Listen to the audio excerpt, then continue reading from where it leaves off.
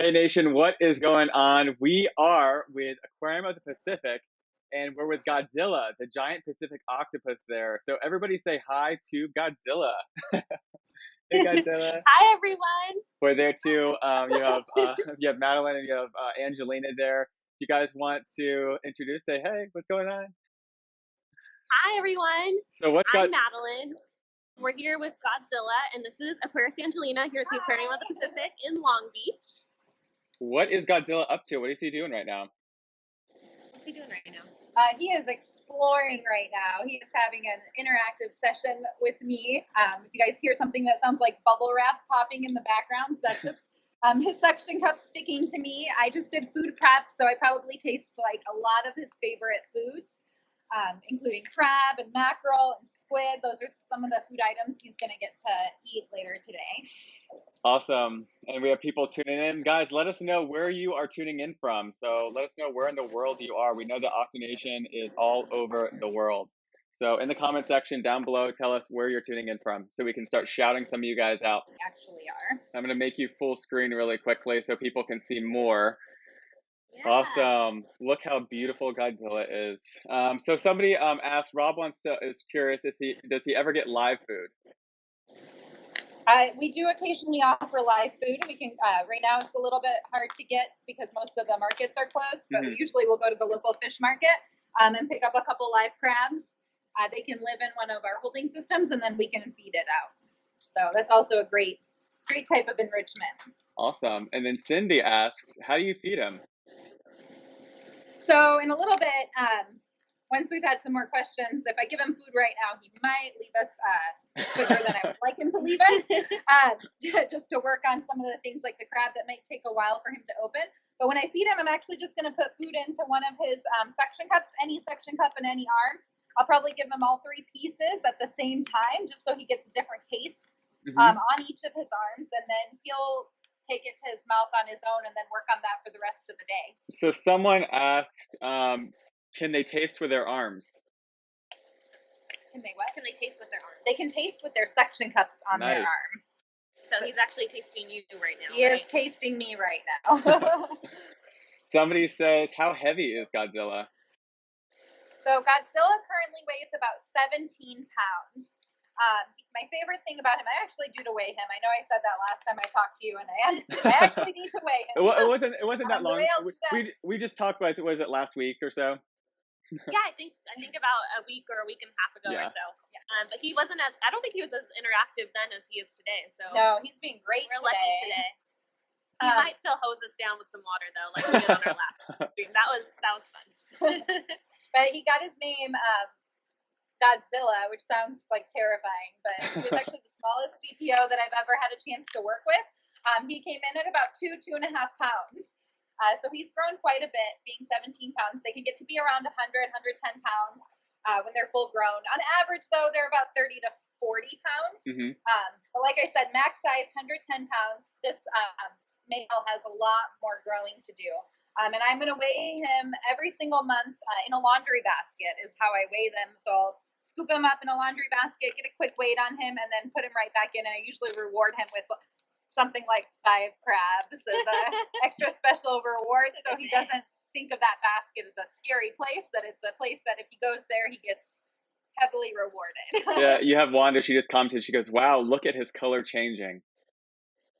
Yeah, I'm so glad you guys can see that live here on Facebook. You can totally see spiky. Now it's getting a little spikier. So Vicky asks, this is a good question. So are any of them shy to touch you? Different personalities? It seems most are very curious. I'm going to say most are very curious, but not every day is the same. Like last time I think we talked to you, our octopus was not in the mood to come over and interact. Today he's feeling very feisty and interactive, so I guess it just depends on the day, just like us. Sometimes we don't want to interact with people. Sometimes we do.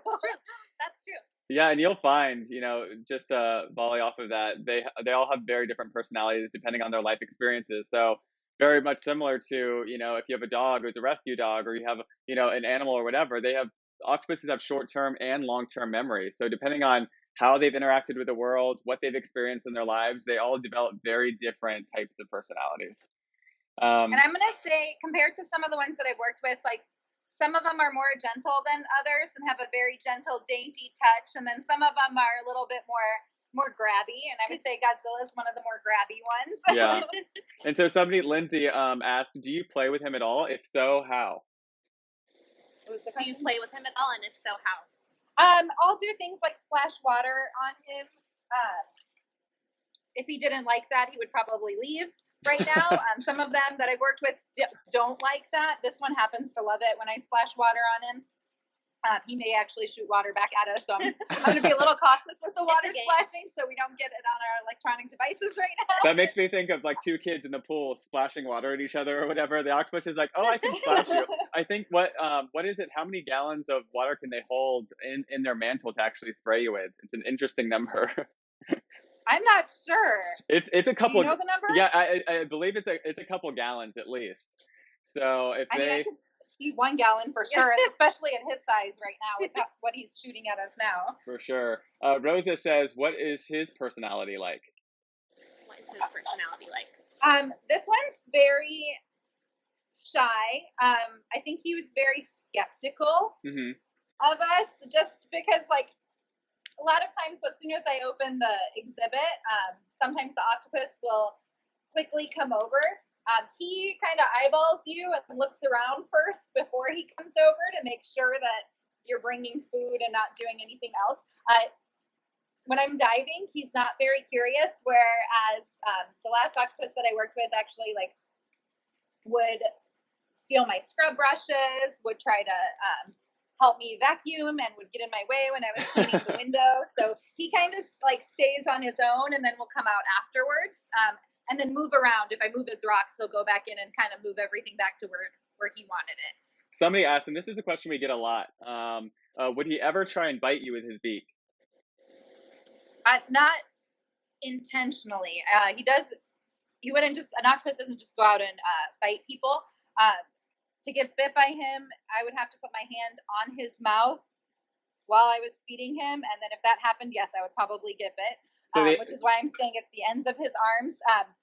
He associates these interactions with feeding times. So, and I usually taste his favorite food. So I'm very cautious when I'm working with them to make sure I'm not by the mouth, so that I don't unintentionally get bit. We had this conversation earlier this past week where, I mean, the long and short answer of that is octopuses are not aggressive. They're not going to immediately come out and try to bite. Because they're den animals, they are looking to get food and retreat and go back and eat that food. So it's not like they're trying to go out and they're aggressively trying to hunt things down or things like that. They come, they get what they want, and then they go back to their house, because in the ocean they have 360 degrees of predators all around them, and so they are not keen on staying out. So Allie, Patton says, does he have organs? If so, where are they? So all of their organs are inside of their mantle. So this area that kind of looks like an octopus head, that's actually their body. That's where everything that an octopus needs is inside. Their 3 hearts, their brain, their reproductive organs, their gills, everything is right here back behind their eyes, stored safely in that little pouch, which is kind of crazy. I'll pet it right now. I can describe to you what it feels like. It's very soft. It's very squishy. There's no bones in here. Octopus is an invertebrate. There's no bones, but everything that it needs to protect is right there in the back of his head, in his mantle. I put on OctoNation one day and I was like, they're basically like a bag of organs, and somebody was like, that's relatable. Totally relatable. Vicky, totally relatable. 8 arms, bag of organs. Are there any areas on their bodies that you don't touch, like near the mouth? Is there any other areas other than the beak that they're not too keen on you petting them? I've never tried it, but you shouldn't probably poke them in the eyes. Yeah. Just saying. That's the only other part that's usually we'll say don't touch. This is another thing I haven't done, but the octopus has done it on its own. I've seen the octopus put its arms inside its mantle. When you see it breathing, you see these little holes on the side open. Their siphon can go in and out of those holes. Their gills are inside there. That's where they're storing all that water. But every once in a while, to satisfy an itch, he's trying to steal his dishes. They'll sometimes put their hands inside there and like satisfy that itch, which is super creepy to watch when that happens. But yeah, those would be the spots that I wouldn't touch. Inside their gills, I wouldn't poke them in the eyes, and then of course nowhere near their mouth. But everywhere else, this one doesn't seem to mind. So Sarah asked, can you compare the strength of his arms with any more familiar animal? Does he have the strength to pull you towards him? If you remove his grip, how does he respond? So that's 3 questions. The first one was, how can you compare the strength of his arms with a more familiar animal? I'm thinking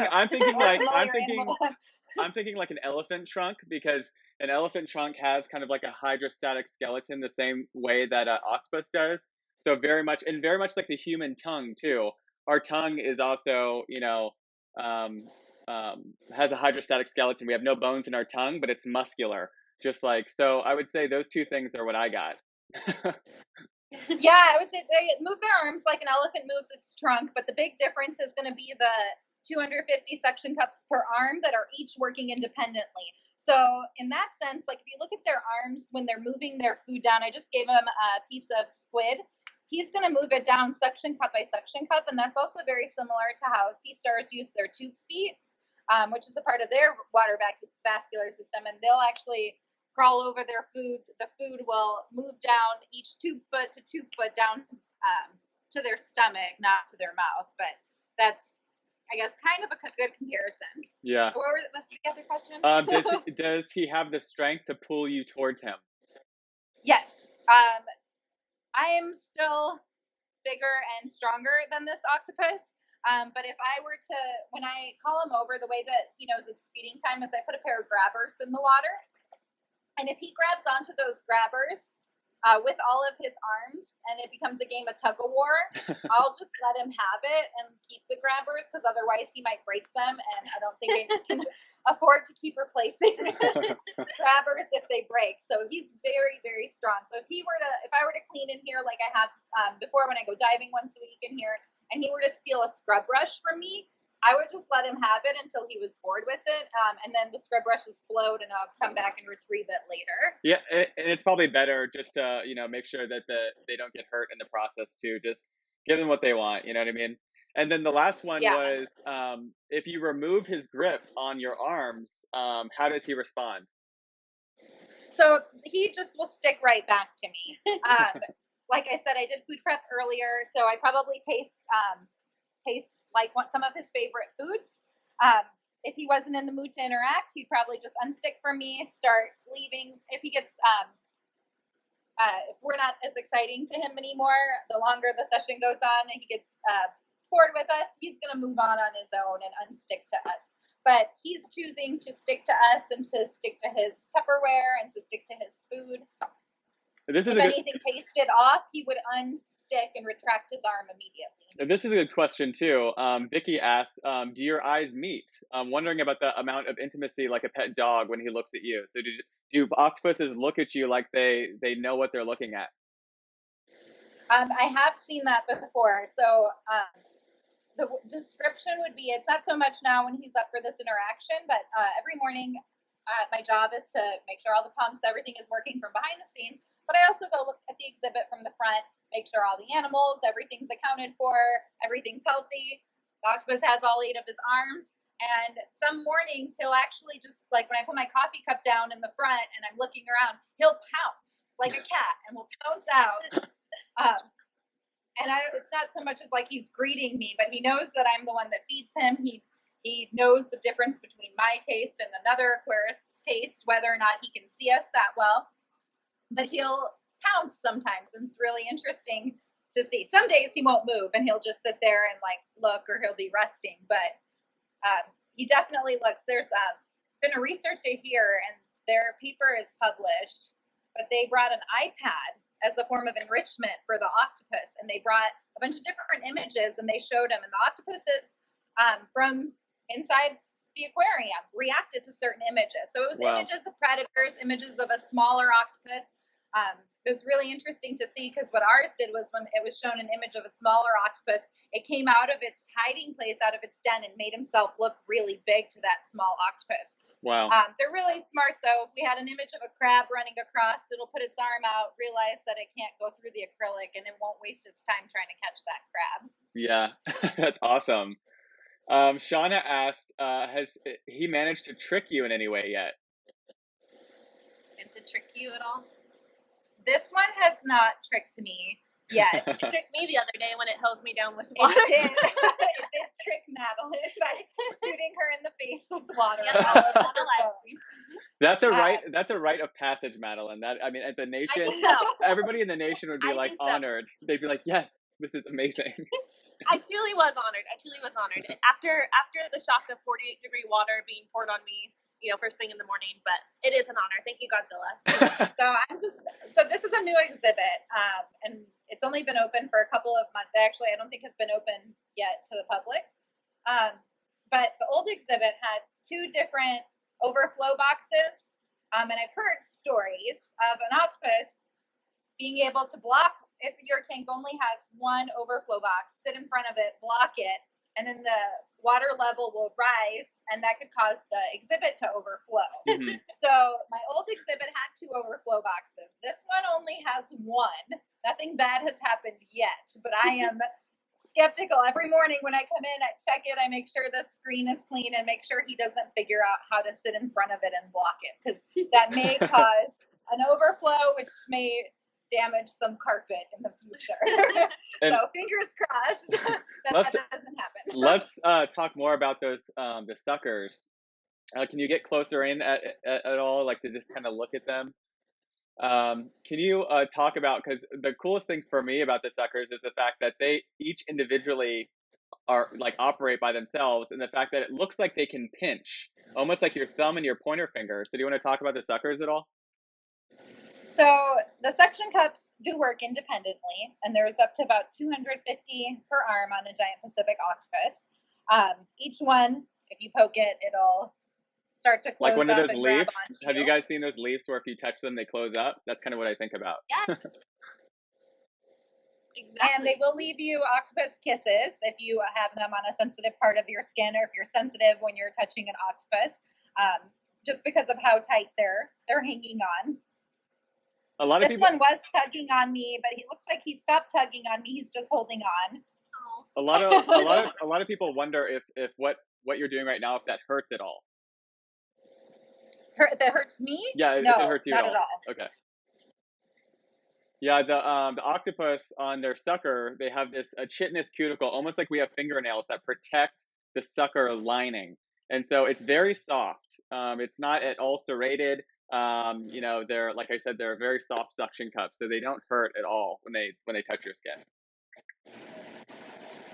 No, and as they grow, their suction cups will get bigger, and their suction cups will get stronger. I've read that each suction cup can hold up to 10 pounds of pressure, which is, when we play tug of war, I always let the octopus win, because that is a very, very strong, strong power that they have. That's so awesome. We have Rona Dexter that said, "Woohoo! I worked at there about 10 years ago. That's awesome." That's so cool. Hello, alumni. Aquarium alumni. Terry wonders, do you think he's staying put right now because he knows he's getting food? Do you think he's staying put because he knows he's getting food? Well, he's gotten 1 piece of food, so I'm not sure if you can tell from the beginning of the session. He's definitely calmed down. Yeah. A lot. He's not trying to climb out at us anymore, where he knows the food is normally kept. So he might be working on that piece of squid that he took from earlier. Yeah, He has been really good, so I'm probably going to give him another piece of food. Somebody asked, does he have a jungle gym to move through for fun, or do you have some toys there that you can show us that you use with him? I don't have any of the toys that are in the exhibit right now. If we climb down, we probably see some. Maybe next time we can show some off. Okay. Yeah. Andy So Baker. no jungle gym, but he does have things like a Mr. Potato Head. He has a giant Easter egg. Also, Angelina was kind of his jungle gym for a Today little bit I'm there. the jungle gym. Andy asked, what's the usual amount of time that they will have interaction with humans during the day? So, I mean, right now he's probably going to be up with us for about a half hour. He'll probably leave us as soon as I give him his next piece of food, that piece of crab, once he's satisfied. But it can last anywhere from no interaction if he chooses not to come up and eat today. 5 minutes up to like an hour. I've had them come up and hang out. Nice. So it varies. I guess it all just depends on what kind of mood they're in. They are typically solitary animals, so they're not. This isn't something that they, like in the ocean, would go out and seek. Yeah. They're not active for a huge portion of the day. Octopus are only, in 24 hours, probably active for about 4 hours of the day, and that's looking for food normally. So here, we do keep them busy with different types of enrichment items, and then he is going to get a crab, which is going to be one of his enrichment items today, because he is going to have to open this. This is how he gets served with a crab, and he's going to have to open it up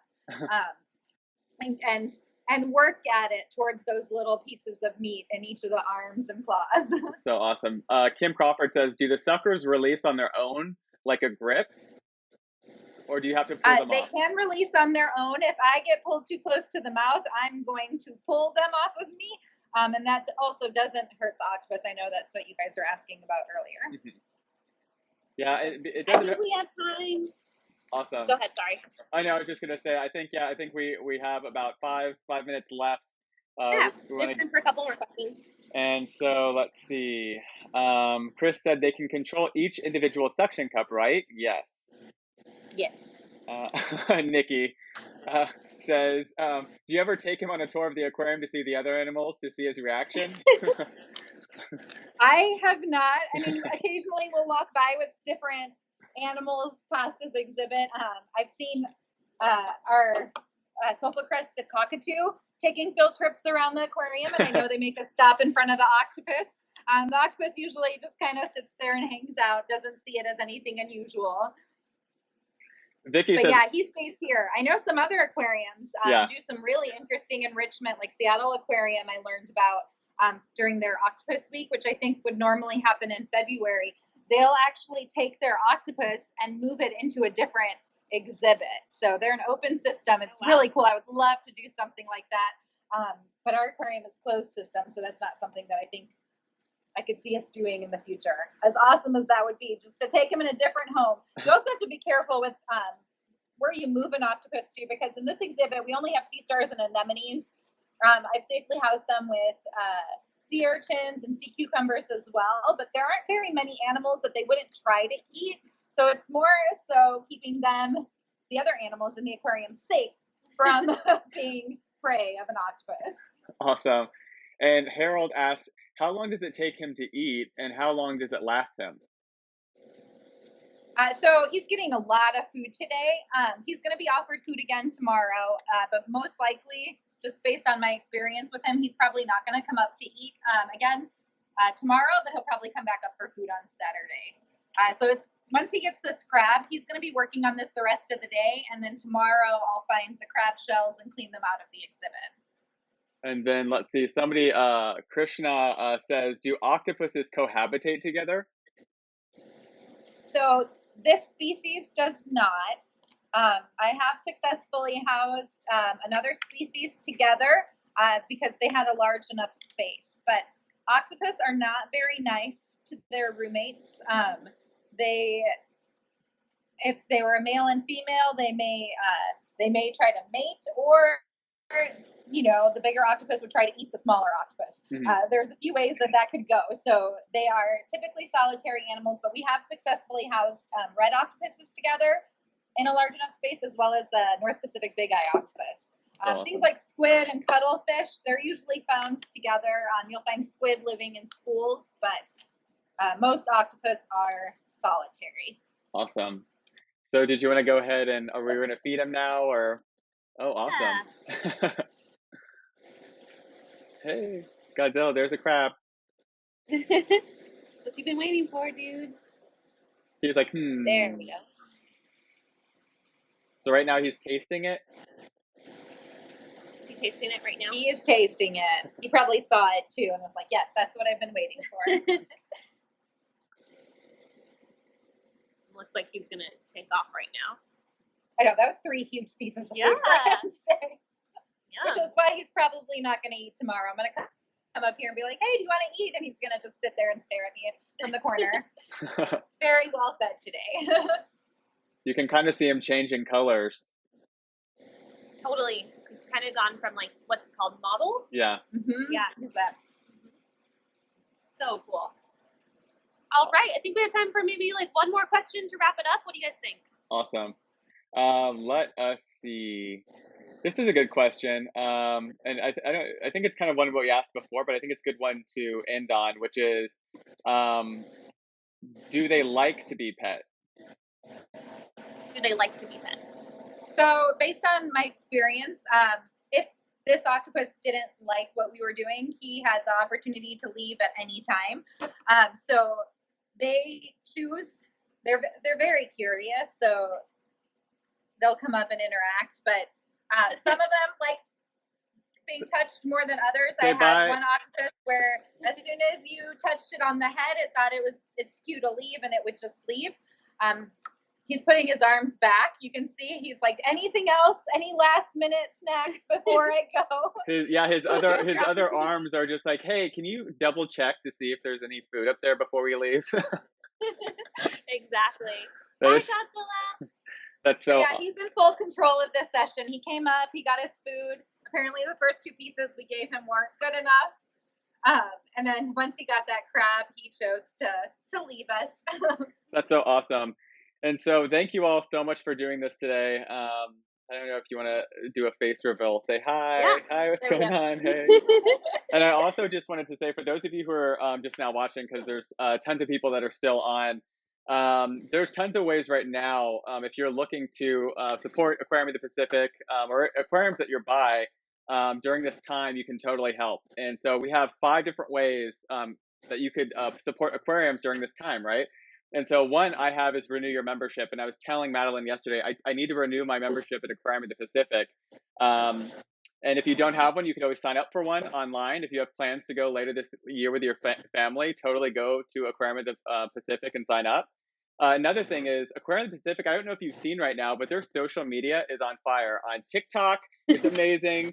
You have it on Instagram, on Twitter. It's hilarious. And so if you go to their social media channels, feel free to share what they're doing. If you don't necessarily, if you can't support, say you're not old enough, or you don't have a credit card or anything like that, just share their social media posts. Let people know what Aquarium of the Pacific is doing, and then you can leave comments too. So on the latest post, you can say, hey Angelina, I really loved your live today with Godzilla.